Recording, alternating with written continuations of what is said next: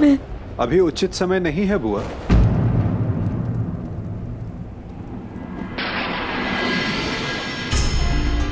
किस बात का उचित समय नहीं है वासुदेव? भावुक होने का, अपने मन और कर्म से नियंत्रण खोने का। चूंकि भाव या कर्म या वचन उचित स्थान और उचित समय पर ही शोभा देते हैं। कदाचित इसीलिए प्रकृति ने मस्तिष्क का स्थान हृदय से ऊंचा रखा है, चूंकि समय पड़ने पर मस्तिष्क हृदय के प्रभाव पर नियंत्रण कर सके। कदाचित कल के द्वंद्व के लिए तुम यहां कुंती बुआ का आशीष लेने आए हो ना कर्ण? नहीं, मैं बस प्रणाम करने आया हूं।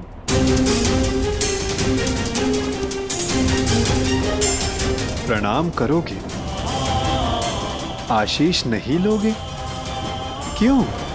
क्योंकि विजयी होने का आशीष मांगकर मैं माता कुंती को धर्म संकट में नहीं डाल सकता। उस आशीर्वाद पर केवल उनके पुत्र अर्जुन का अधिकार है। तुम भी तो इन्हें माता कहकर पुकारते हो ना मित्र, तो इस नाते तुम भी इनके पुत्र हुए।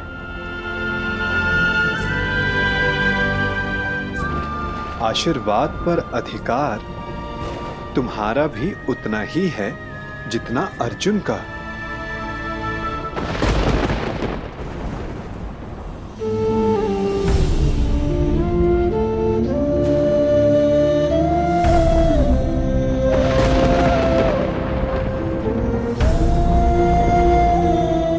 मैं यहां केवल कर्तव्य पालन के लिए आया हूं, अधिकार पाने नहीं।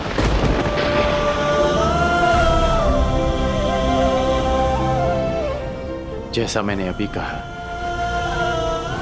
कि विजयी होने के आशीष पर केवल अर्जुन का अधिकार है,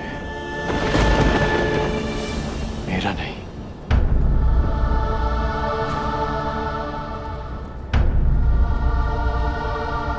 एक माता के लिए उसके पुत्र के विजय होने से अधिक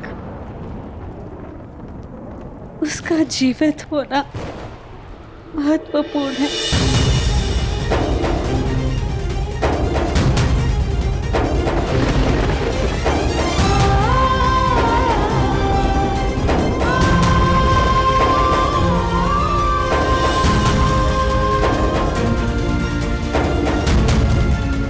आयुष्मान भव पुत्र।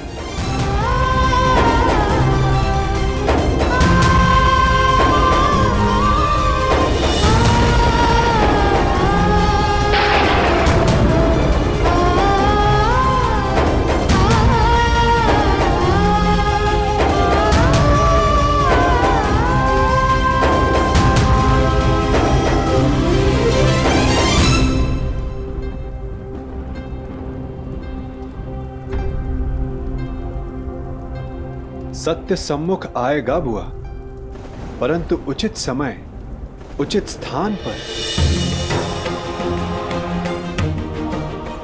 और वो समय कब आएगा?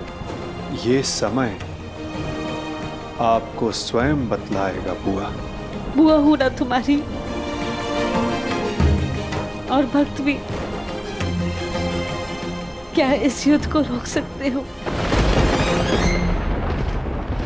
कर्म कर सकता हूं, परंतु फल समय के हाथ में है।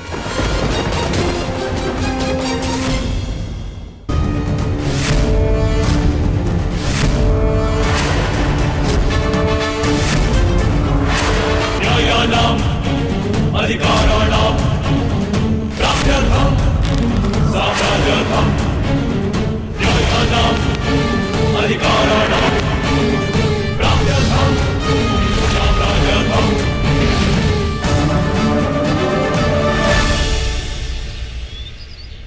जिस परिवार को सुदृढ़ रखने के लिए मैंने मृत्यु को अपने से दूर रखा, उसका विभाजन मैं किस प्रकार देख सकता हूं? ऐसा कौन सा परिवार है जिसमें विवाद नहीं होता, परंतु विभाजन? क्या यही एक समाधान है? मुझे अपने कानों पर विश्वास नहीं हुआ था विदुर।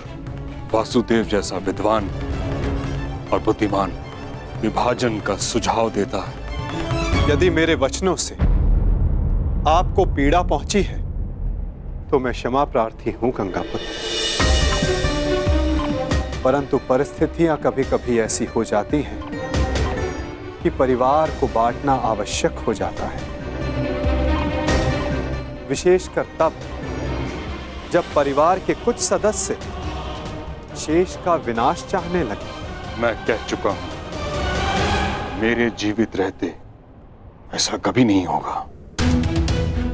मुझे विश्वास है कि मैं अपने पुत्रों को एक रखने में सक्षम हूं। क्षमा चाहूंगा गंगापुत्र, परंतु ऐसा हो चुका है, वो भी आपके जीवित होते हुए। और रही बात आपके विश्वास की, तो वो लाक्षागृह की अग्नि में भस्म हो चुका है। क्या कह रहे हैं आप? दुर्योधन और शकुनी ने पुरोचन से वारणाव्रत में जो भवन बनवाया था, वो भवन लाक्षागृह था। वो पांडवों को भेंट देने के लिए नहीं, अपितु पांडवों को अग्नि की भेंट चढ़ाने के लिए था गंगापुत्र। मुझे विश्वास नहीं। तो आप महात्मा विदुर से पूछिए, यदि वो समय रहते पांडवों को सावधान नहीं करते तो आज आपके पांचों पौत्र जीवित नहीं होते। वासुदेव ठीक कह रहे हैं तातश्री। तुमने मुझे बताया क्यों नहीं विदुर? आपको कष्ट होता तातश्री। पांडवों की रक्षा मैंने कर ली थी, परंतु सत्य जानने के पश्चात कौरवों की रक्षा आपसे कोई नहीं कर पाता। यदि कौरवों और पांडवों को साथ रखा गया तो मुझे खेद है गंगापुत्र, कहीं हस्तिनापुर स्वयं एक लाक्षागृह में परिवर्तित ना हो जाए। स्पष्ट कहिए वासुदेव। तो सुनिए, द्रोण शिष्य और परशुराम शिष्य दोनों पराजय स्वीकार नहीं करेंगे। ना ही दोनों में युद्ध कौशल की कमी है, ना ही अस्त्रों का अभाव। तो निश्चित रूप से युद्ध भयंकर हो, एक को विजय मिलेगी, एक को वीरगति। इस प्रश्न का उत्तर अवश्य मिल जाएगा कि हस्तिनापुर का अगला सम्राट कौन होगा, परंतु पांडवों और कौरवों के मध्य बैर समाप्त नहीं होगा गंगापुत्र। उनके ईर्ष्या और प्रतिशोध की अग्नि समाप्त नहीं होगी। कई लाक्षागृह सजेंगे और निश्चित रूप से हस्तिनापुर के प्रारब्ध में केवल युद्ध रह जाएगा, केवल रक्त रह जाएगा, केवल प्रतिशोध रह जाएगा गंगापुत्र।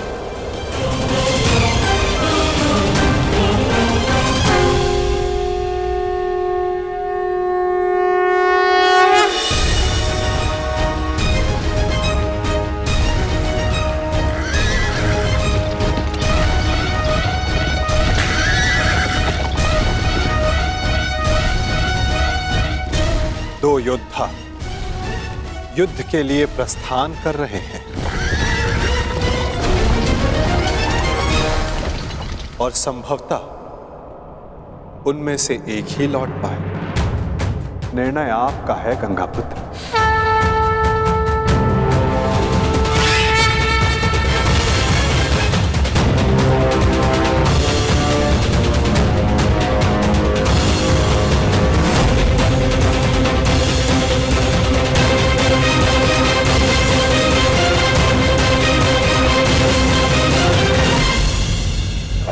हमारा द्वंद्व आज पूर्ण होगा।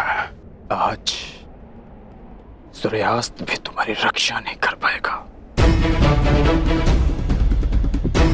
और ना इस बार मेरे पास तुम्हें छोड़ देने का कोई बहाना होगा, क्योंकि ना तुम ब्राह्मण वेश में आए हो ना किसी का स्वयंवर जीत कर लौटे हो। अर्जुन, इस बार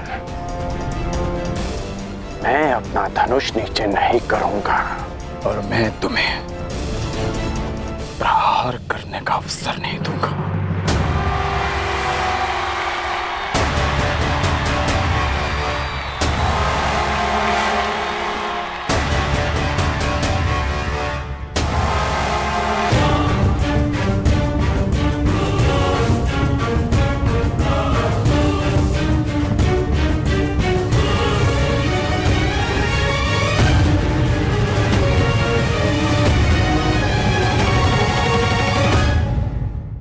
कर्ण और अर्जुन द्वंद्व के लिए प्रस्तुत है महाराज। द्वंद्व प्रारंभ किया जाए ताज।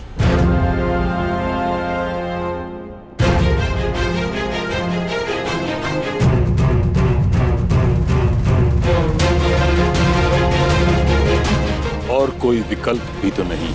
द्वंद्व प्रारंभ हो।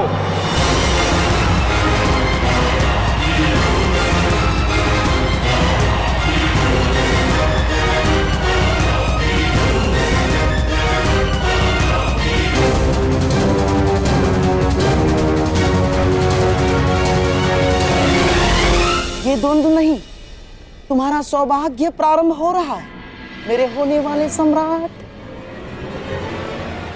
हाँ मामाश्री।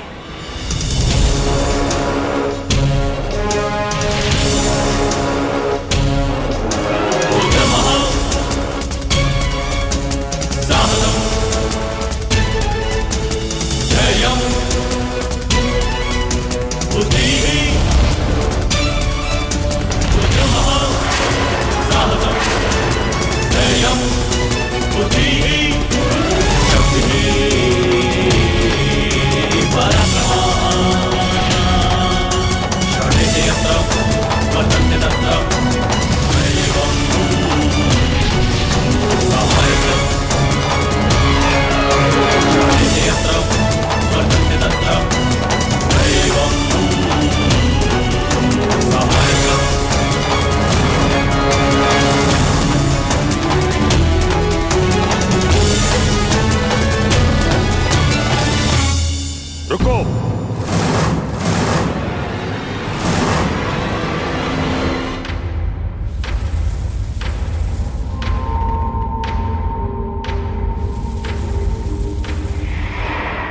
क्या हुआ ताज?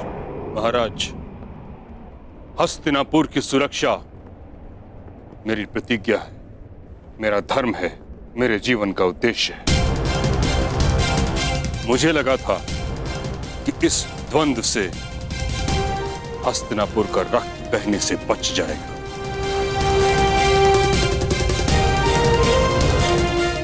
परंतु अब मुझे प्रतीत होता है कि यह द्वंद्व हस्तिनापुर के हित में नहीं।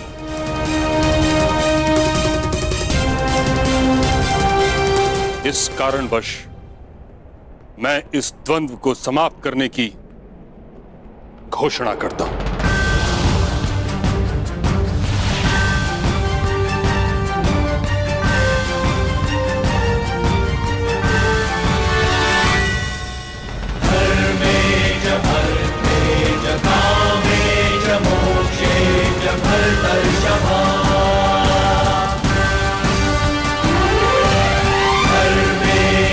क्योंकि आज अंगराज की विजय हो या अर्जुन की, युधिष्ठिर सम्राट पद पर बैठे या दुर्योधन, इन भाइयों के मध्य का बैर और इनकी होड़ समाप्त नहीं होगी। परंतु पितामह, इसके अतिरिक्त और क्या हल है?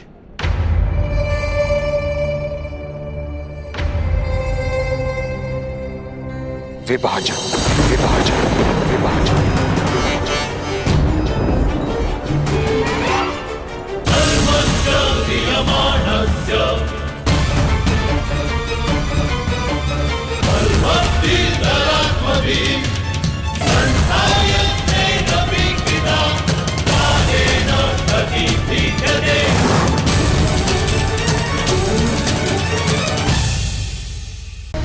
कितनी हानि,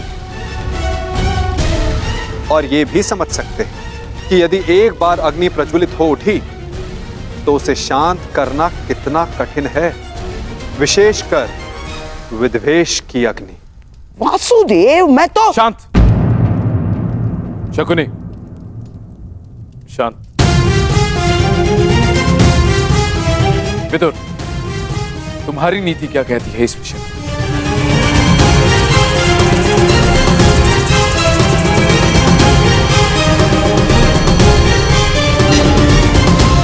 जब साथ रहते विकास अवरुद्ध हो तो विभाजन श्रेष्ठ है। महाराज, विदुर ठीक कह रहे हैं। हमारे हाथ केवल विभाजन का संकल्प है, इसलिए राज्य उचित ढंग से और सामान्य भाग में विभाजित होना चाहिए।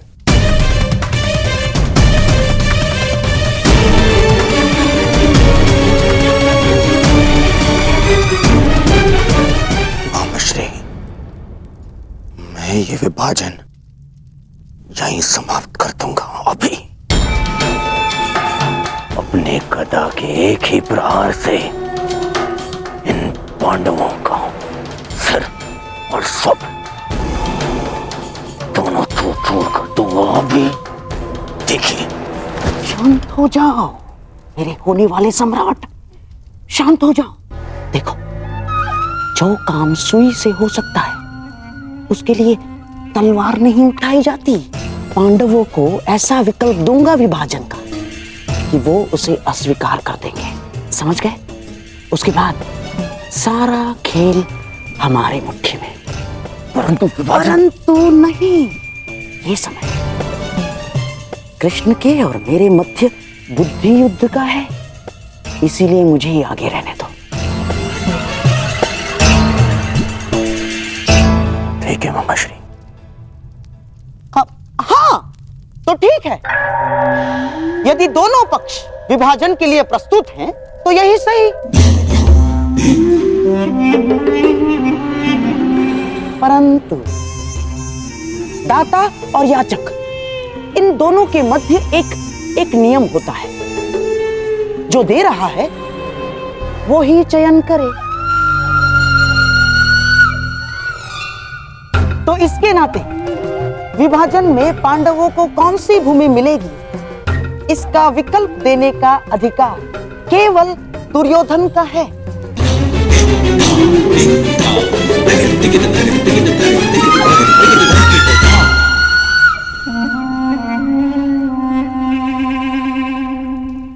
तो कहिए गांधार राज, क्या सुझाव है आपके पास? यदि पांडव विभाजन चाहते हैं तो हम उन्हें पांडव प्रस्थ देते हैं।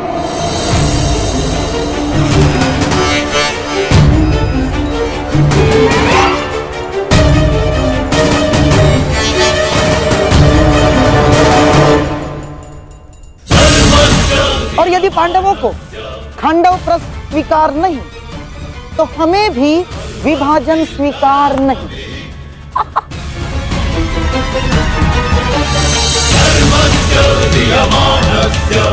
हाँ, तो पांडव यहीं रहे अपने भाइयों के साथ प्रसन्नता से।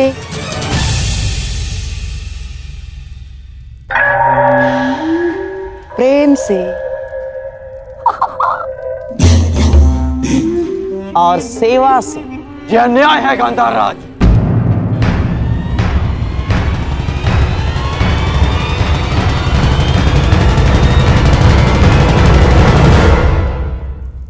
मित्र, तुम देख लो कैसी अनुचित बात कर रही है। खांडव प्रस्थ, उस भूमि पर कांटे तक नहीं उगते।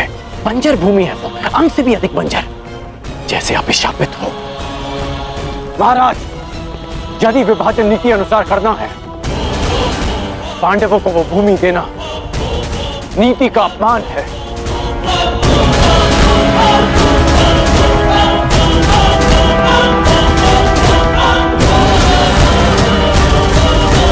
तुम दुर्योधन के मित्र हो या शत्रु, सदैव उसका अहित बोलते हो। मैं वही करता हूं जो मेरे मित्र के हित में हो, और मैं नहीं चाहता कि आपके एक और कुचक्र में फंसकर मेरा मित्र स्वयं को सदा के लिए इतिहास में अन्यायी सिद्ध करते। हमें खांडव प्रस्थ नहीं चाहिए, भले ही युद्ध हो जाए। युद्ध से कौन भयभीत है विरकोधर? दान में मिले बछड़े के दांत नहीं गिने जाते। क्षत्रिय दान नहीं लेता, युद्ध करके अपना अधिकार प्राप्त करता है। अर्जुन, तुम्हारे बाणों का उत्तर भी है मेरे पास। यदि कुछ चाहिए तो केवल खांडवप्रस्थ ही मिलेगा, अन्यथा कुछ नहीं मिलेगा।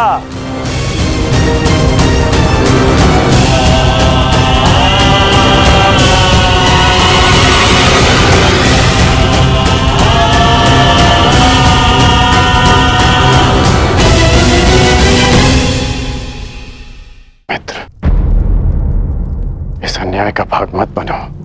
अन्याय? अपना अधिकार पाने में कोई अन्याय नहीं है मित्र। राजा मेरे पिता हैं, इसीलिए हस्तिनापुर पर केवल मेरा और मेरा अधिकार है। इस राज्यसभा में अब या तो उन्हें वो मिलेगा जो मैं चाहता हूं, अन्यथा वो जिसकी तुम्हें आकांक्षा है, और वो युद्ध है, युद्ध। इसलिए मामा श्री जो कर रहे हैं उन्हें करने दो। परंतु यदि पांडवों ने खांडवप्रस्थ स्वीकार कर लिया तो क्या करोगे?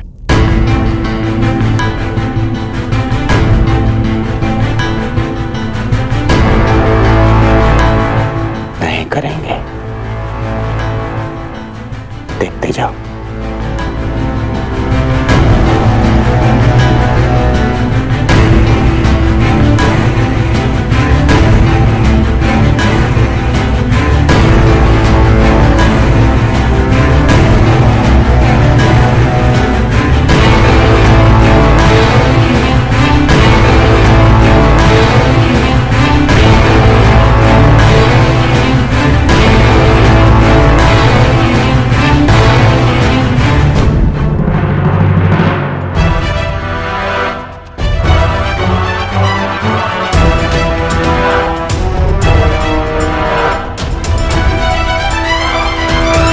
यदि खांडवप्रस्थ देकर मेरे अनुज दुर्योधन को संतोष मिलता है तो हमें खांडवप्रस्थ स्वीकार है।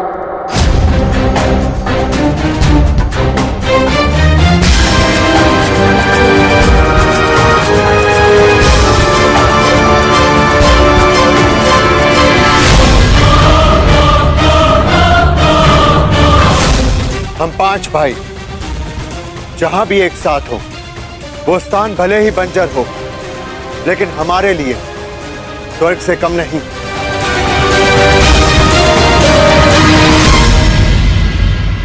यदि प्रिय युधिष्ठिर को ये स्वीकार है तो हस्तिनापुर नया राज्य बनाने में तुम्हारी सहायता करें। मेरी ओर से तुम्हें 1 सहस्त्र और 8 हाथी, 100 रथ और नया राज स्थापित करने के लिए पर्याप्त धन भेंट में दिया जाएगा।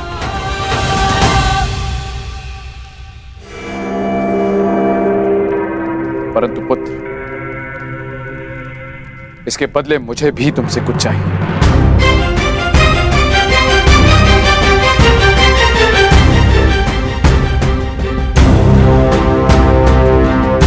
मैंने कौरवों और तुम में कभी भी पक्षपात नहीं किया। सदैव तुम्हें अपने पुत्र से बढ़कर माना है।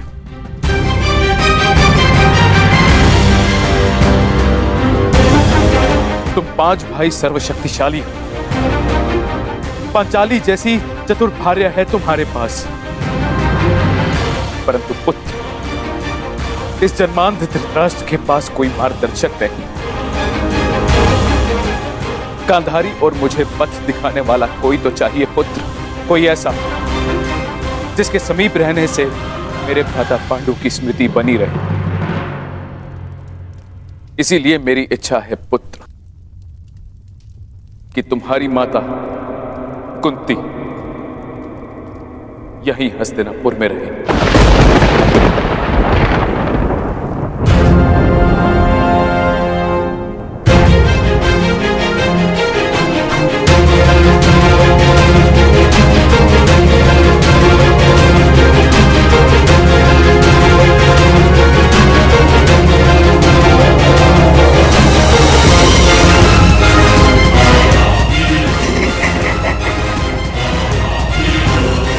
बहुत अच्छे महाराज, बहुत अच्छे। एक बार ही सही, परंतु आपने अपने मस्तिष्क का प्रयोग तो किया। नहीं, ये हमें स्वीकार नहीं।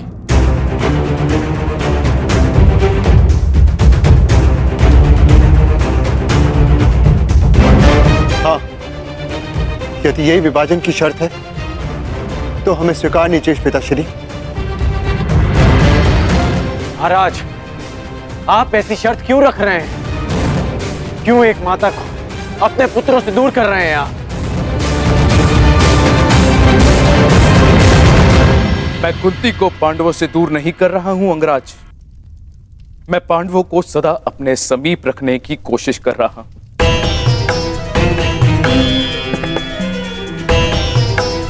कुंती यहां हस्तिनापुर में रहेगी तो पांडु पुत्र यहां आते जाते रहेंगे। उनका संबंध कभी हस्तिनापुर से समाप्त नहीं होगा।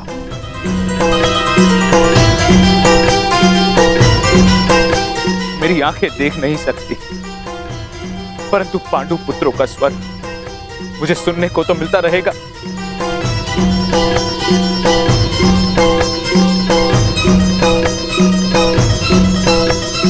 अद्भुत अद्भुत चतुरता दिखाई है महाराज धृतराष्ट्र ने। बुआ कुंती को अपने पास रखने का कारण पांडवों से प्रेम नहीं, परंतु कौरवों की ढाल बनाए रखना है, ताकि पांडव भूल कर भी हस्तिनापुर पर आक्रमण ना करें और वे सदैव उनके नियंत्रण में रहें। आपको क्या लगता है ताचरी, क्या मैंने कुछ अनुचित कहा?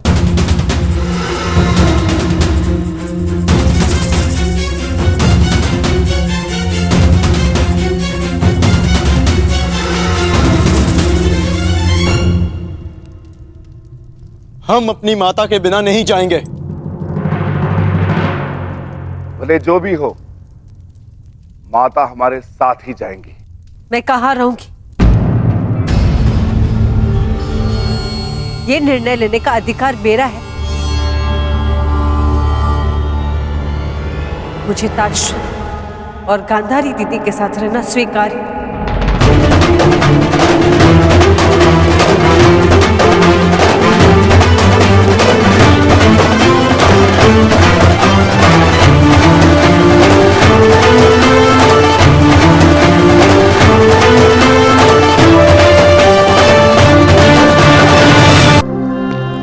परंतु माता, यह असंभव है।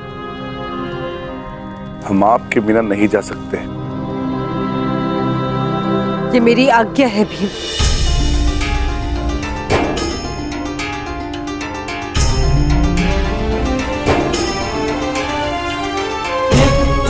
अर्जुन, भीम जीवन में कुछ निर्णय स्वीकारने में बड़े कठोर हो सकते हैं, चूंकि वे निर्णय नहीं, समय द्वारा ली जाने वाली परीक्षा होती है।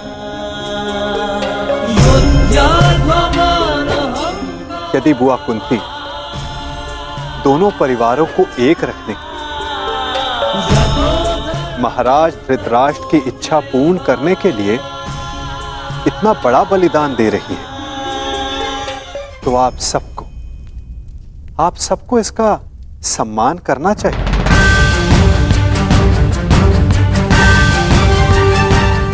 यदि आपका यही आदेश है तो हमें स्वीकार है।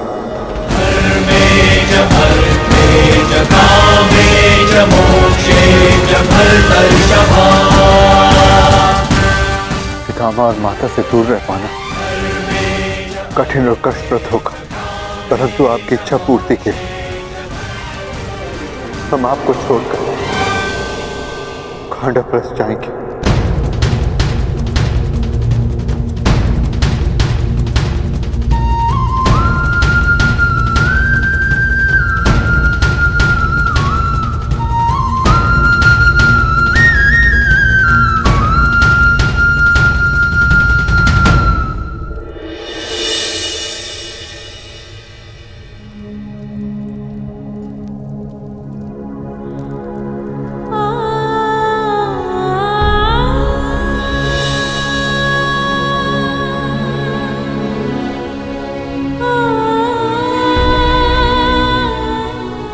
तुम्हारी परीक्षा की घड़ी है पुत्रों।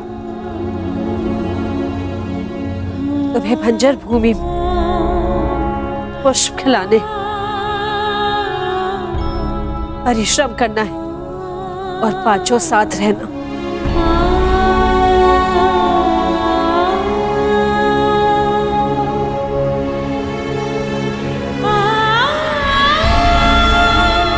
पुत्री पांचाली,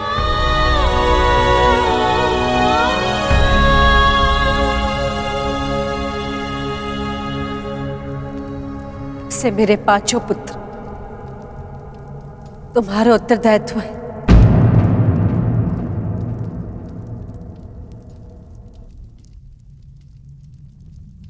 युधिष्ठिर तो सज्जन है, परंतु अर्जुन कभी अपने मन की बात स्पष्ट नहीं करता, इसलिए उसका मन समझने का प्रयास करना। और भीम तो नटखट है, उद्दंड है और इसके भोजन का विशेष ध्यान रखना। नकुल और सहदेव कहने के लिए माद्री के पुत्र हैं, लेकिन मैंने उन्हें भीम और अर्जुन से कभी कम प्रेम नहीं किया।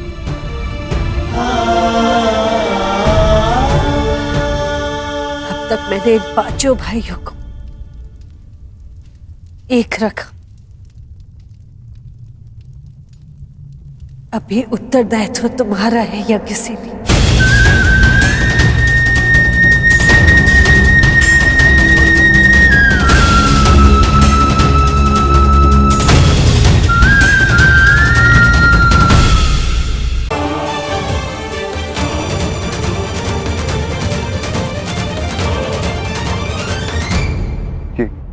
क्या है पितामह? ये सब हस्तिनापुर के नागरिक हैं पुत्रों।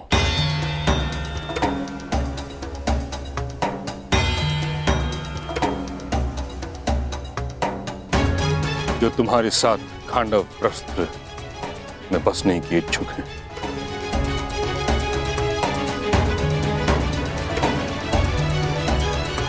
जाओ पुत्रों, जाकर एक नया प्रारंभ करो, एक युग का, एक व्यवस्था का, एक राज्य का। और ये सिद्ध कर दो कि तुम्हें वह भूमि इसलिए नहीं मिली क्योंकि तुम्हारे पिता कभी राजा थे, बल्कि इसलिए क्योंकि तुम सभी इसके योग्य हो।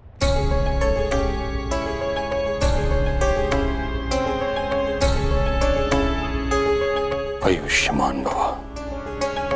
समय सी शक्ति है,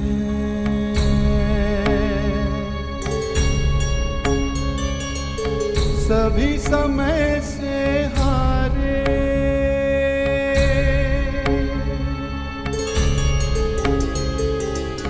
समय सी शक्ति है, सभी समय से हारे,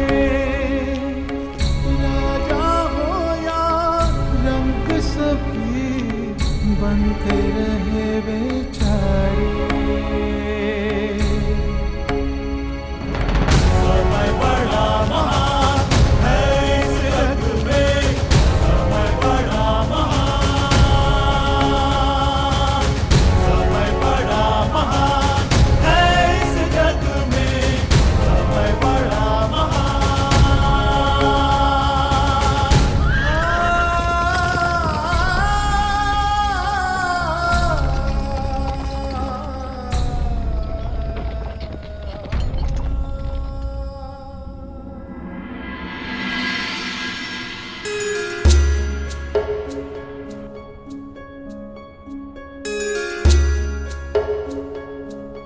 क्या अब भी अपने चैन से संतुष्ट होकर? हाँ वासुदेव,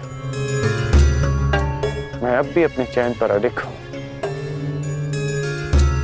क्योंकि इस समय मेरे मित्र को मेरी सबसे अधिक आवश्यकता है।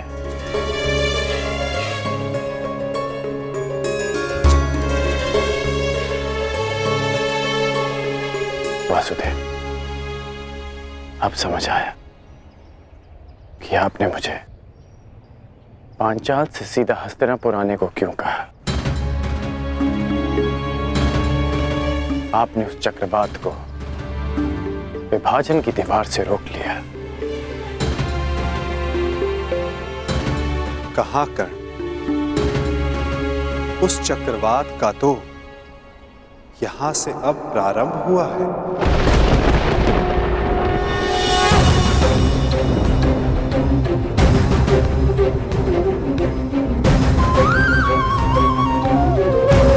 अर्थात ये सब आपकी योजना है।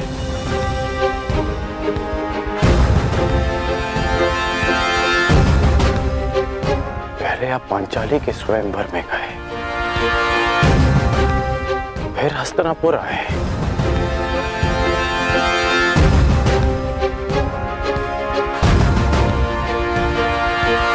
आपकी वास्तविक योजना क्या है? क्या छिपा है इस मधुर मुस्कान के पीछे? क्या चाहते हैं आप वासुदेव? मैं तो केवल तुम्हें अपने पक्ष में चाहता हूं कर्ण। मैं तो आप ही के पक्ष में हूं वासुदेव, परंतु मेरा दुर्भाग्य है कि आप पांडवों के पक्ष में हैं। आपने उनका चयन किया। एक बहुत ही बुद्धिमान ज्ञानी पुरुष ने मुझसे कहा था कि मनुष्य अपने प्रत्येक चयन का परिणाम स्वयं भुगतता है। और इसी कारण वो तथाकथित ज्ञानी पुरुष तुम्हारा अत्यधिक सम्मान करता है अंगराज। चूंकि युद्ध हो या परिणाम का पालन, तुम अन्य सबसे भिन्न होकर और उनसे एक पग आगे भी हो सकता है, परंतु आप सबसे सैकड़ों पग आगे हैं केशव। आपसे कोई स्पर्धा नहीं कर सकता। हाँ, चूंकि मैं किसी स्पर्धा में सम्मिलित ही नहीं होकर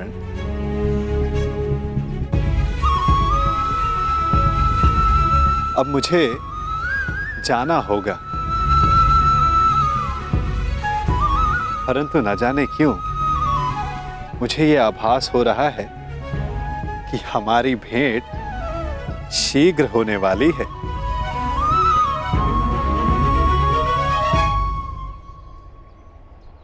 आपसे पुनः मिलना अच्छा लगेगा वासुदेव। बस इतनी सी आशा है कि कूटनीति का फिर से कोई खेल ना हो। मैं कूटनीति नहीं खेलता कर्ण। मैं तो बस नीति के लिए मार्ग बनाता हूं। जहां कोई पथ ना हो वहां पथ प्रदर्शन करता हूं। सारथी जो हूं।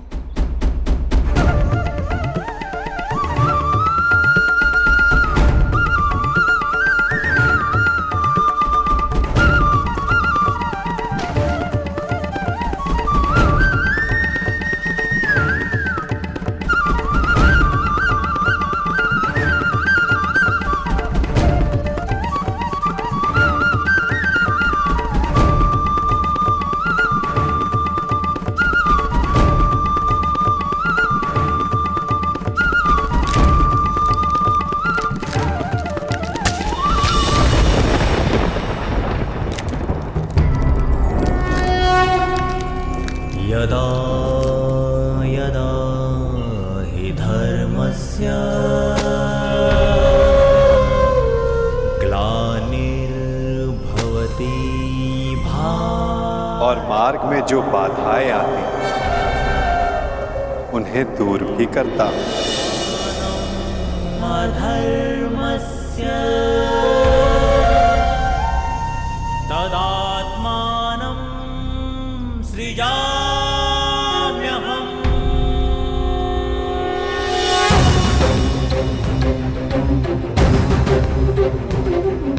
परित्राणाय साधूनां विनाशाय च दुष्कृतां।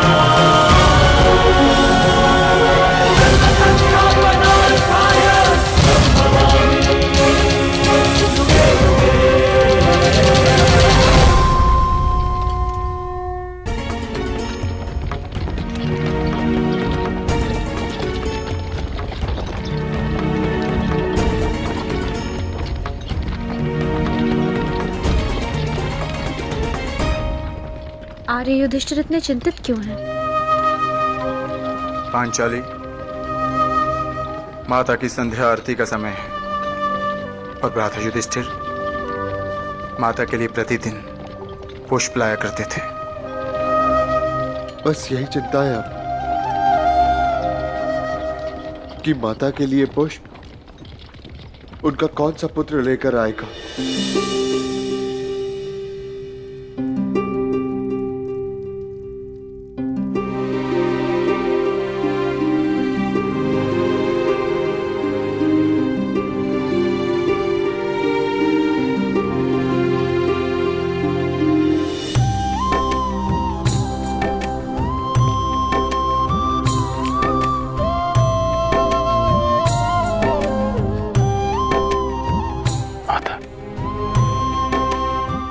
पुत्रों के हस्तिनापुर से जाने का खेद है मुझे। मैं एक माता के आंचल की रिक्तता नहीं भर सकता, परंतु उसके संध्या आरती की एक छोटी सी आवश्यकता अवश्य पूर्ण कर सकता।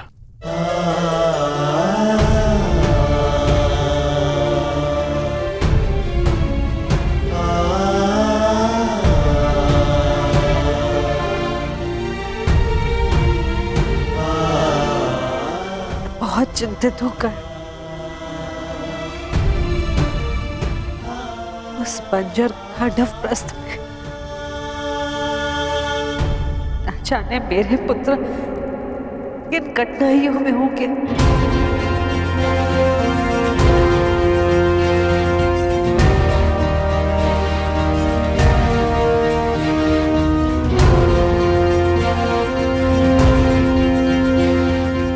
तो इस बात की मुझे कोई चिंता नहीं, क्योंकि मैं जानता हूं कि सहायता उनसे अधिक दूर नहीं।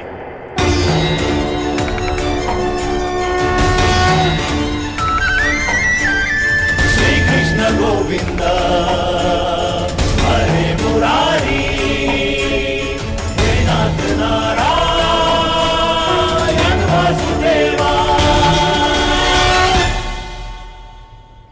मेरा विश्वास कीजिए, सम्राट का पदभार उठाने में सक्षम हूं मैं।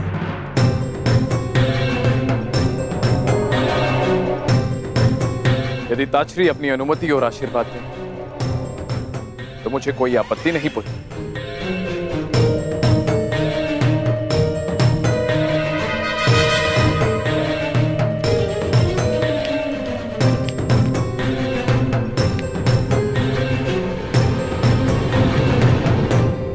मेरा आशीर्वाद तुम्हारे साथ है दुर्योधन।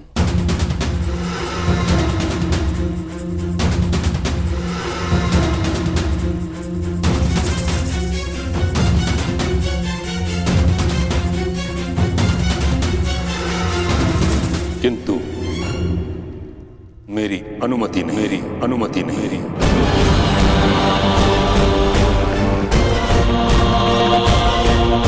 हस्तिनापुर का संरक्षक होने के नाते सिंहासन के उत्तराधिकारी पर मेरा पूर्ण विश्वास अनिवार्य है,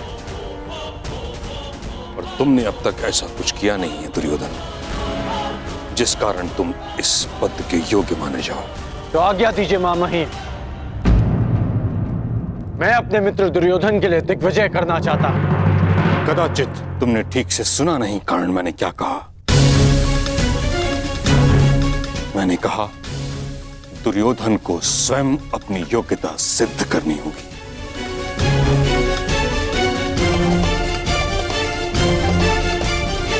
सम्राट बनने के लिए योग्यता का अर्थ केवल रण विजय प्राप्त करना नहीं, शान प्रबंधन भी है।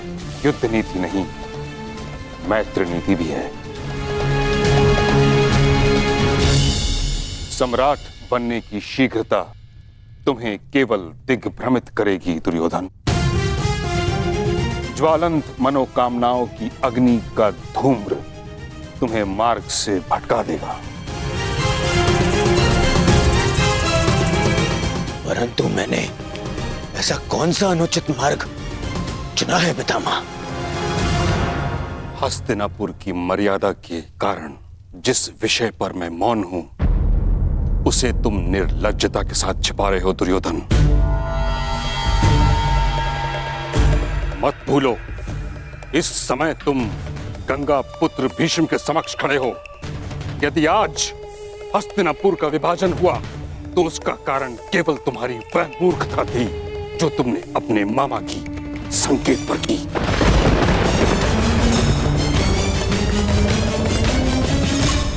लक्ष्य ग्रह की अग्नि में हस्तिनापुर को जलते हुए नहीं देख सकता था मैं।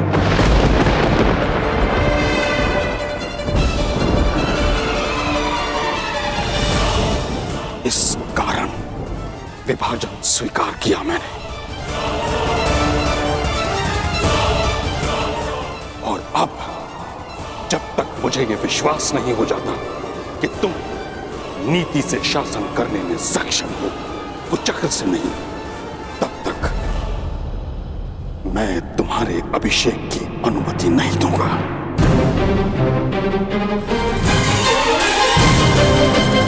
विश्वास नहीं हो जाता कि तुम नीति से शासन करने में सक्षम हो, कुचक्र से नहीं, तब तक मैं तुम्हारे अभिषेक की अनुमति नहीं दूंगा। परंतु पितामह। दुर्योधन, अभी तुम इतने बड़े नहीं हुए कि गंगा पुत्र के सुझाव का विरोध करो, समझे? महामहिम, बच्चा है, नहीं समझता कुछ बातें, परंतु मैं आपसे सहमत हूं और आपको विश्वास दिलाता हूं कि दुर्योधन अपने सिंहासन पर तभी अधिकार दिखाएगा जब वो आपकी परीक्षा की कसौटी पर खरा उतरेगा। महामहिम,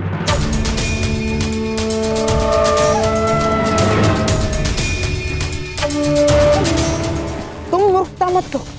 महामहिम की आंखों में लाक्षागृह की धधकती ज्वाला का प्रतिबिंब है।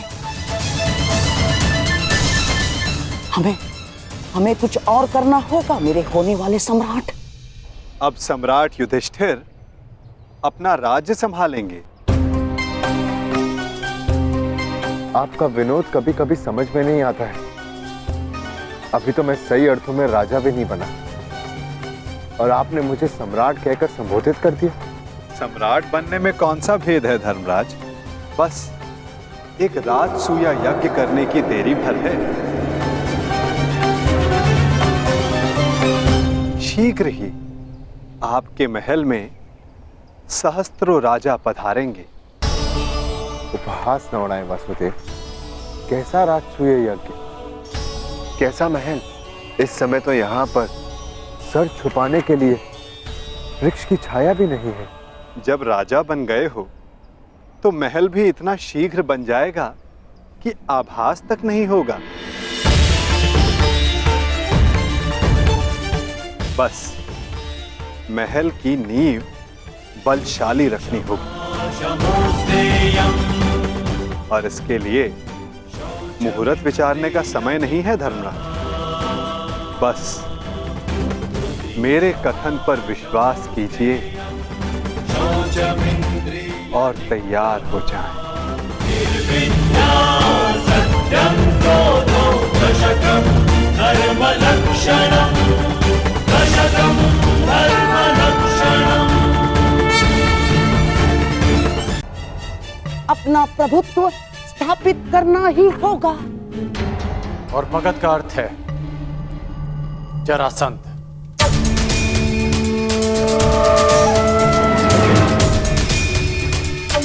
ठीक कहा आपने अंगराज। मगध का अर्थ है जरासंध, आपका भूतपूर्व मित्र और वर्तमान शत्रु। हाँ, और आपको कदाचित ज्ञात नहीं होगा, उसने आर्यव्रत के 100 राजाओं को बंदी बना लिया है और अब वो उनकी बलि की तैयारी में है। 100 राजाओं की बलि? हाँ, 100 राजाओं की बलि। क्योंकि प्रभुत्व स्थापित करने का सबसे बड़ा अस्त्र है भय, और उसी भय का लाभ उठाते हुए जरासंध अपने आप को सर्वशक्तिशाली सिद्ध करना चाहता है। और इसीलिए हमारा सबसे पहला लक्ष्य होगा जरासंध पर विजय। परंतु हाँ, प्रश्न ये भी उठता है कि कौन महायोद्धा जरासंध को दुर्योधन के पक्ष में लाने में सक्षम है। दुर्योधन हर संभव प्रयास करेगा कि जरासंध उसके पक्ष में आ सके, और यह निश्चित है कि जरासंध किसी भी परिस्थिति में तुम्हारा समर्थन नहीं करेगा युधिष्ठिर। तो अब केवल एक मार्ग शेष है, जरासंध का अंत।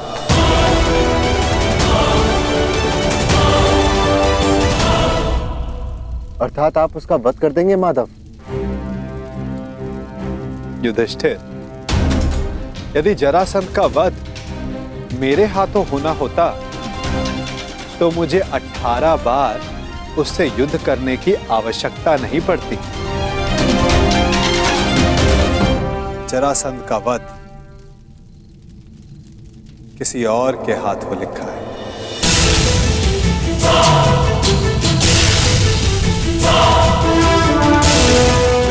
भ्राता भीम, क्या आप इस बाधा को समाप्त कर सकते हैं?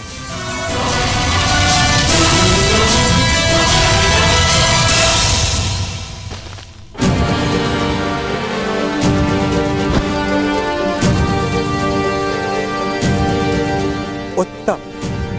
यदि इस प्रकार आप मेरी मंशा भांप लें तो प्रत्येक समस्या का समाधान निश्चित है। मैं वासुदेव की मंशा जानता हूं। वो किसी भी प्रकार जरासंध पर पांडवों की विजय प्राप्त करने का प्रयास करेंगे, परंतु तुम चिंता मत करना मित्र।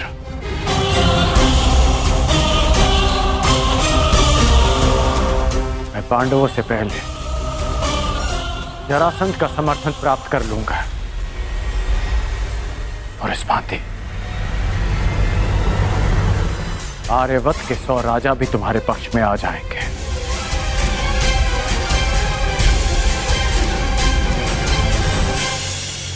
इससे पूर्व कि जरासंध दुर्योधन का समर्थन करे, उसका अंत आवश्यक है।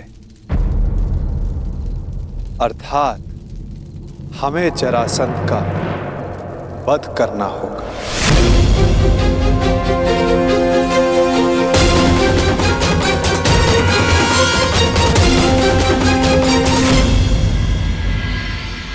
महाराज जरासंध की, महाराज जरासंध की, महाराज जरासंध की, महाराज जरासंध की।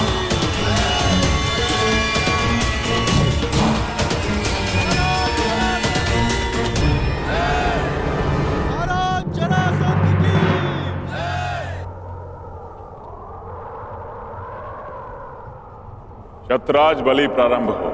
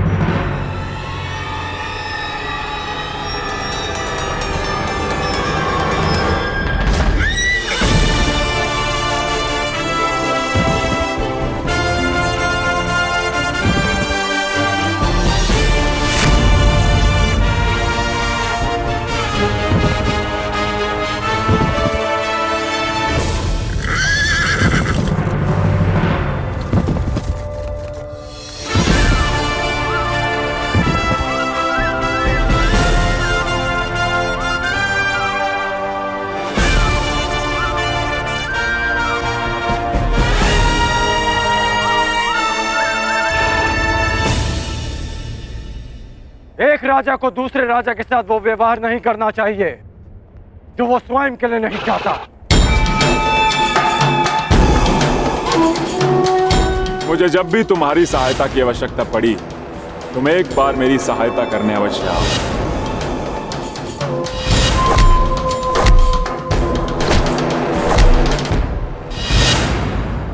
क्या कहकर पुकारूं तुम्हें?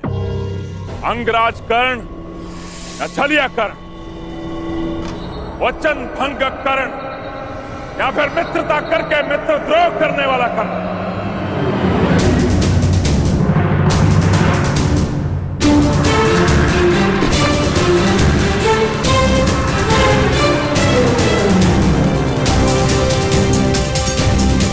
न्याय का योद्धा परशुराम शिष्य राधे कर्ण पुकार सकते हो,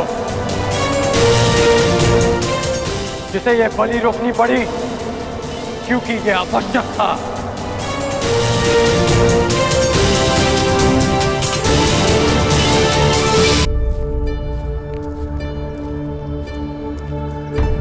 क्या आवश्यक है वासुदेव?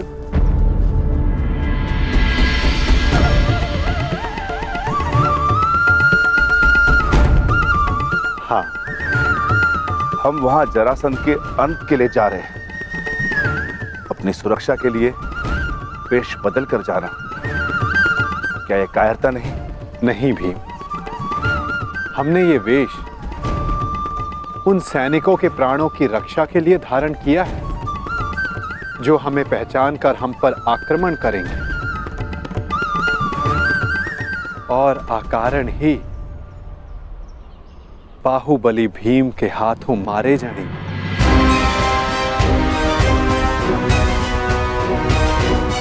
अब प्रस्थान करें। मुझे अभी भी प्रतीत होता है कि जो हम करने जा रहे हैं वो योद्धाओं की मर्यादा नहीं।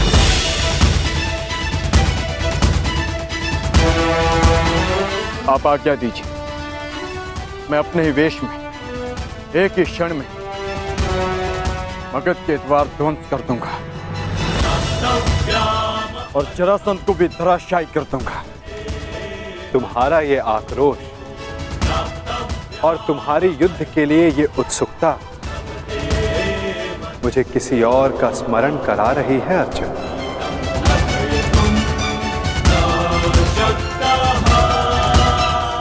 इसका माधव है तुम जैसा, परंतु तुमसे पूर्णता भिन्न।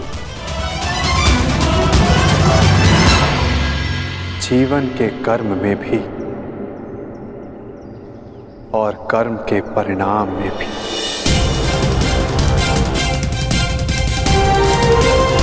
जरासंध, मैं मित्र दुर्योधन की ओर से तुम्हें सावधान करने आया हूं। शीघ्र ही तुम पर आक्रमण होने वाला है, इसलिए अपनी सुरक्षा का प्रबंध करो और हस्तिनापुर से संधि भी। और इस मित्रता का मोल क्या होगा?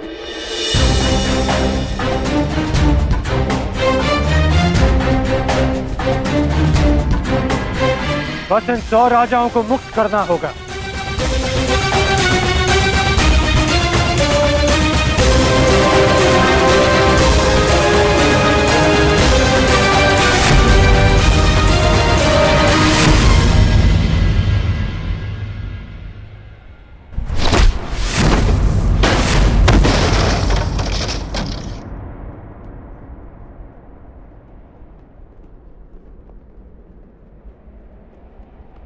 जरासंध तुम जैसे छल करने वालों से संधि नहीं करता, उनका अंग विच्छेद करता है।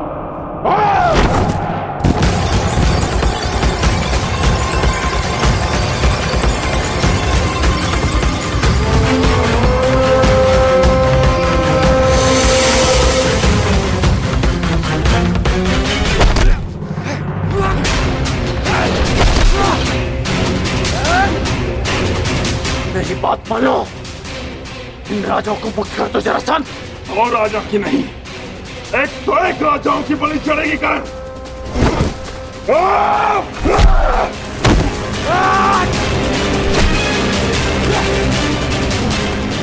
अपने क्रोध पर नियंत्रण रखो जरासंध। तुम्हें देखते ही क्रोध ने मुझ पर नियंत्रण कर लिया कर।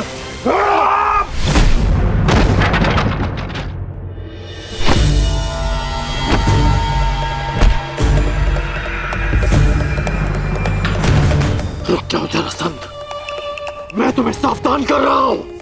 रुक तो तुम गए थे कर, सहायता तो तुम मेरी करने आए थे, किंतु हाथ मिला बैठे उस छलिया कृष्ण से।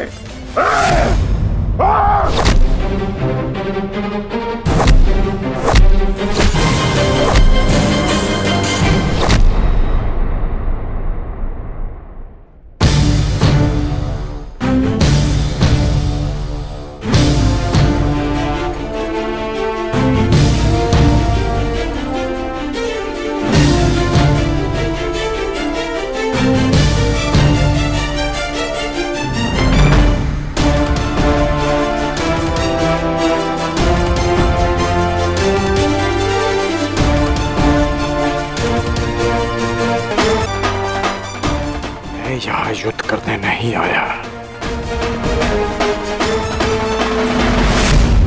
यदि युद्ध करने आया होता तो तुम और ये युद्ध कब के समाप्त हो गए होते।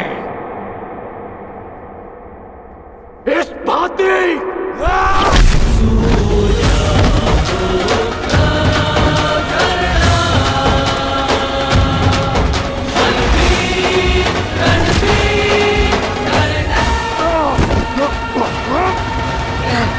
ना वचन भंग किया और ना छल किया।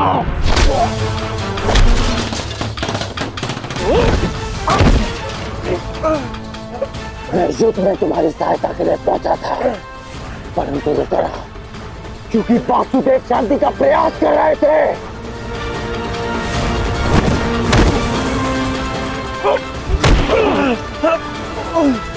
तुमने एक निर्दोष की हत्या की, इसलिए मैंने युद्ध में सम्मिलित न होने का निर्णय लिया। मैंने मित्रता भंग नहीं की।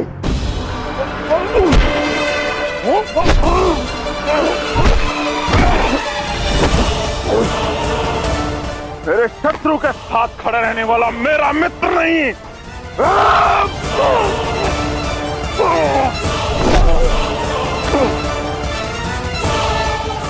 तो तुम अपनी ही भाषा में सुनो।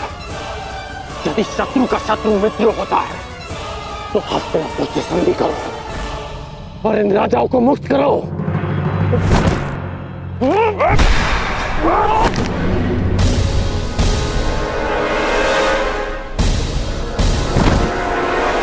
आज तुम वासुदेव के विरुद्ध हो। नहीं, मैं वासुदेव के विरुद्ध नहीं, परंतु अपने मित्र दुर्योधन के साथ हूं, जो वासुदेव के विरुद्ध है। अब मेरी बात ध्यान से सुनो। तुम पे शीघ्र ही आक्रमण होने वाला है, इसलिए हस्तिनापुर से संधि करके दुर्योधन से मित्रता स्वीकार करो। कृष्ण का विरोध करने वाले के लिए 100 राजा क्या, मैं सहस्त्र राजाओं को छोड़ सकता हूं। मुझे तुम्हारी संधि स्वीकार है। अब ये सभी राजा मुक्त हैं।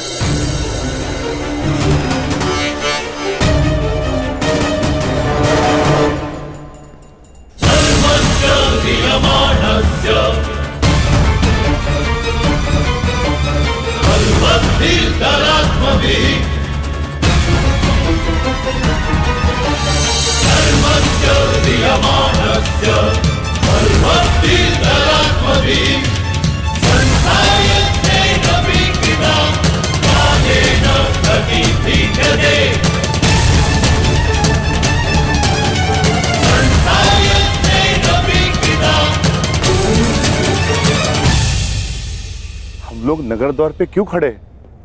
भीतर क्यों नहीं जा रहे वासुदेव? शांत विकोधर।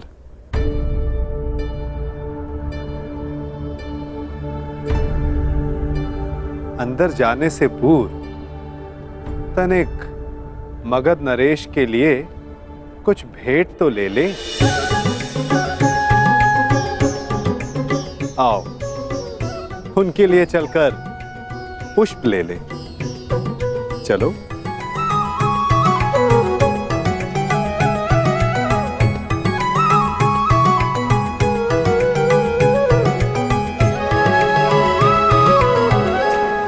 आप सब अपने राज्य जाने के लिए मुक्त हैं। आइए।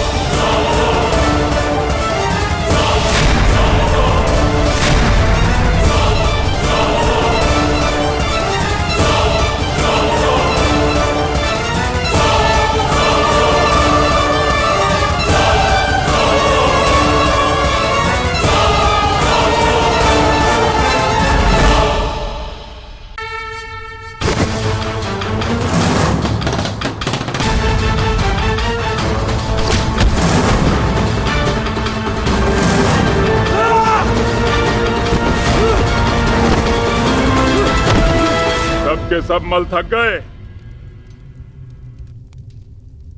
यहां कोई भी नहीं जो जरासंध से मल युद्ध कर सके।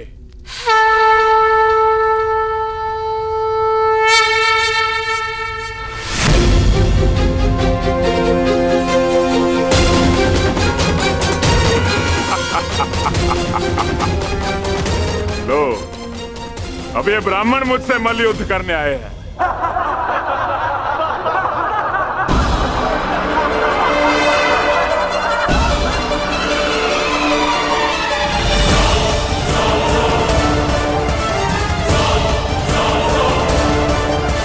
हम तो पूजा स्थल के लिए निकले थे मगध नरेश,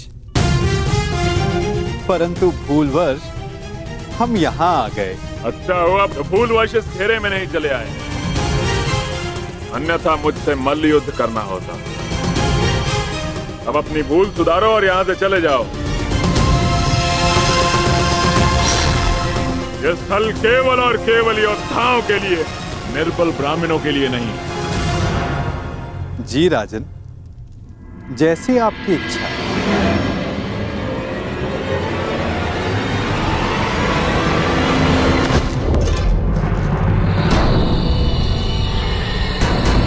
ये युद्धकांक्षी है।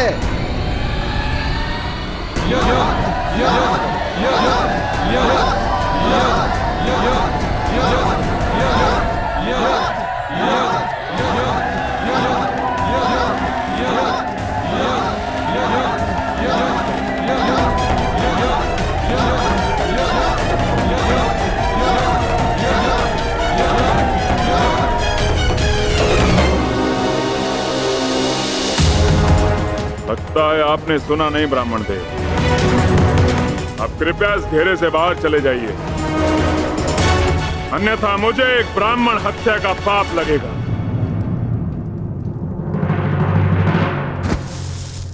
कुछ क्षण पहले आपने सभी को चुनौती दी थी मगध नरेश, तो समझो वो चुनौती मैंने स्वीकार कर ली।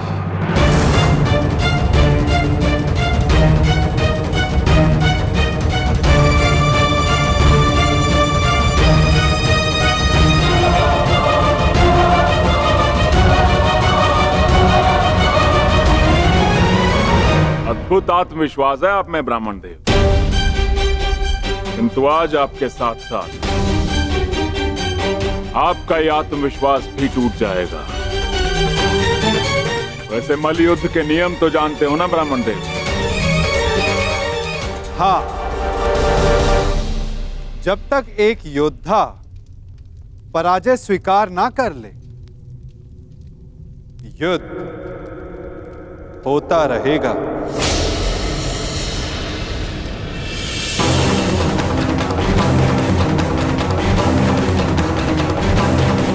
स्वीकार है मगध नरेश? स्वीकार।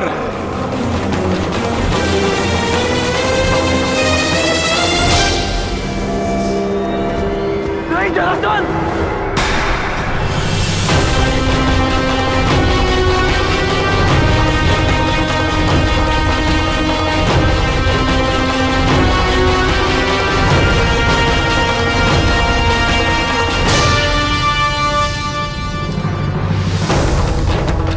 ये चुनौती स्वीकार मत करना।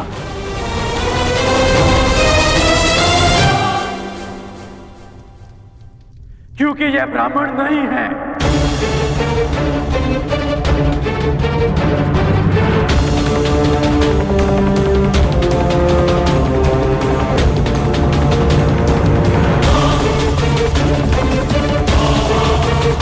तो फिर कौन है ये?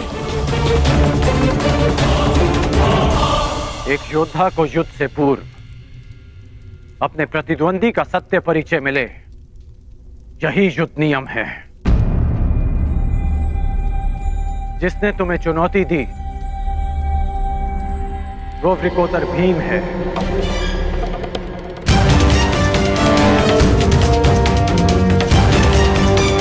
ये धनुर्धारी अर्जुन है।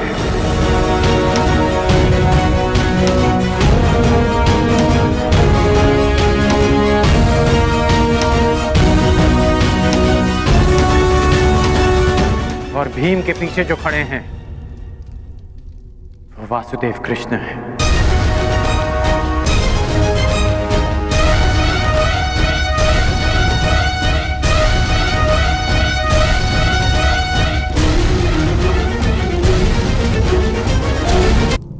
अब सत्य जानने के पश्चात तुम ये चुनौती अस्वीकार कर सकते हो।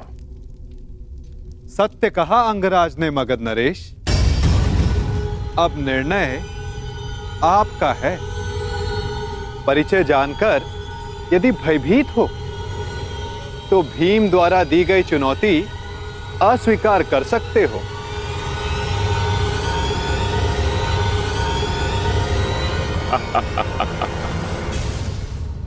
मैं तुम्हारी भांति रणछोड़ नहीं हूं वासुदेव। युद्ध की चुनौती मैं किसी भी परिस्थिति में, किसी भी वेश में कभी टाल नहीं सकता।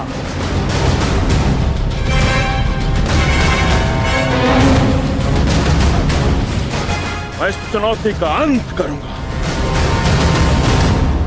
और सबसे पहले मैं इस वृकोदर का उदर उखाड़ूंगा और उसके पश्चात मैं तुम्हारा नाश करूंगा। बस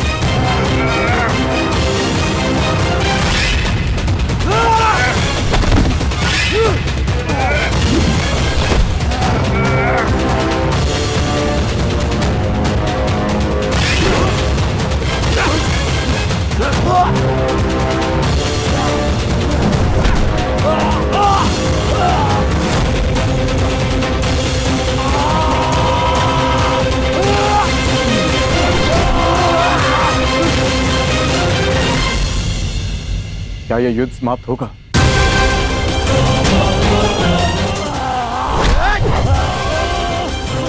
जिसका प्रारंभ हुआ है उसका अंत भी निश्चित होता है पार्थ।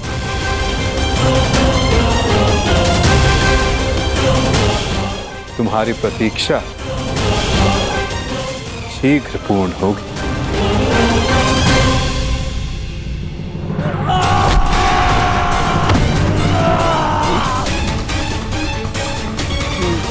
उठो जरासंध, युद्ध करो, उठो।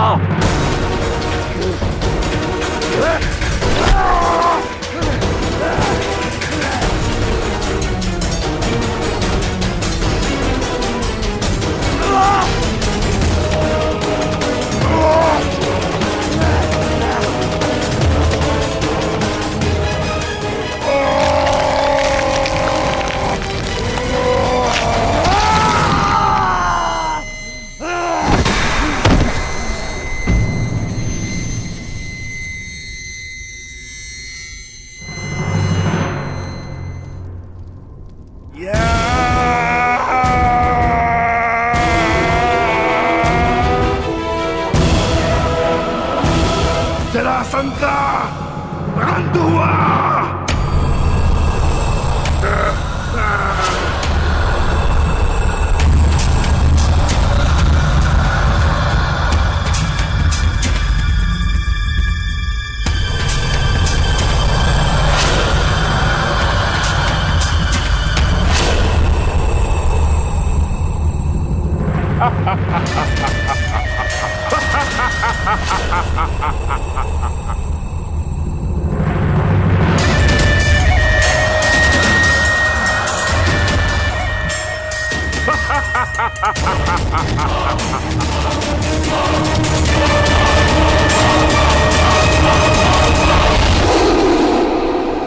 मुझे चुनौती देने से पूर्व मेरे जन्म की कथा तो जान लेते।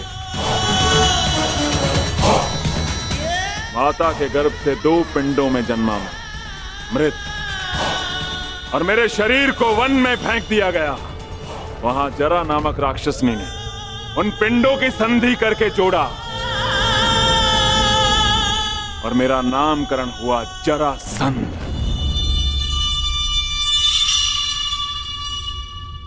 ये संधि नहीं टूट सकती भीम।